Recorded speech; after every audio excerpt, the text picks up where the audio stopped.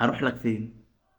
ما سالتش نفسك السؤال ده ليه؟ شركه منزله اعلان عايزين اكونت مانجر، محتاج اعرف تفاصيل الشغلانه وايام العمل ومواعيد العمل. يا فندم احنا مواعيد العمل عندنا مواعيد العمل الطبيعيه. ايوه الطبيعيه دي اللي من 8 ل 4، من 9 ل 5، يعني ايه الطبيعيه دي؟ انا مش فاهم، انا ما مش فاهم. الحاجه التانيه قال لي وايام العمل هي ايام العمل الرسميه.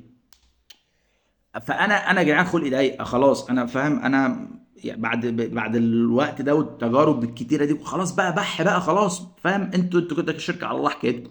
فانا راجل مهزأ، انا اسف، انا بعتذر لنفسي، مش بعتذر لكم، بعتذر لنفسي ان انا هنت نفسي ورحت اتكلم معاكم. المهم بقى بص اللقطه اللي جايه دي. فقال لي بص، واي ديتيلز حضرتك محتاج تسال عنها. طبعا ما اعرفش بيكلمني واحد ولا واحده، ماشي. اي ديتيلز حضرتك محتاج تسال عنها ان شاء الله في الانترفيو يوم السبت. فانا في الاعلان كان مكتوب ان هي ايه في مدينه نصر.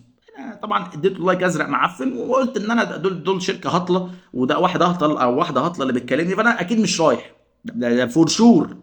اروح اهب بيه انا اصلا على الشركه المتخلفه دي. واللي زاد الطينه بله ان هو كان عامل ان سين على، وانا بكره يعني، بس ماشي، هو اتش ار راجل مهم وسبايسي وحراق، هو اصلا تلاقي عنده 22 سنه وشغال، وهو ايه طالب لسه في الجامعه، بس يلا ماشي. يوم السبت جه وكان عاشور وانا كنت صايم. فانا كنت راجع من مشوار الساعه 5، وبالصدفه كنت في مدينه نصر. فلقيت لك رساله كده غريبه. في ايه؟ بفتح رساله لقيته من الشخصيه العبيطه ديت، وبيقول لي ايه؟ بيقول لي يا فندم الانترفيو الساعه 7. اوه ماي جاد، اروح لك فين؟ ما سالتش نفسك السؤال ده ليه؟ يخرب بيت ابو الغباء، يخرب بيت اللي خلاكوا اصلا تفتكروا ان انتوا شركه، او ان انتوا اصلا ينفعوا تفتحوا كشك بقاله، مع احترامي. قلت له هو في حد يعني الساعه 5 دلوقتي؟ قلت له في حد في بالك حد ميعاد الانترفيو قبلها بساعتين؟ فبص الرد، بص العذر الاقبح من الذنب. يقول لي ايه؟ ما يا فندم انا قلت لك يوم الخميس ان الانترفيو يوم السبت. ايوه هروح مدينه نصر اقول لهم ودوني الانترفيو؟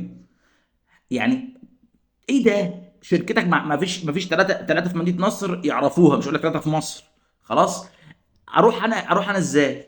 يعني قول لي لا في معايا لوكيشن ولا اعرف انت فين اصلا. ما روح مدينه نصر وتعالى لنا يا فندم. فانا تعبت من هذه العبثيات ومن هذه الايجنسيز اللي يعني مقتنعه ان هي بتفهم ماركتنج وهي حمير، واللي بيديروها حمير، مع احترامي خلاص. وهذه العبثيات على فكره في منها سلاسل كتير قوي. ده لسه الجزء الاول. اتقل على اللي جاي عشان خاطر فيه بلاوي.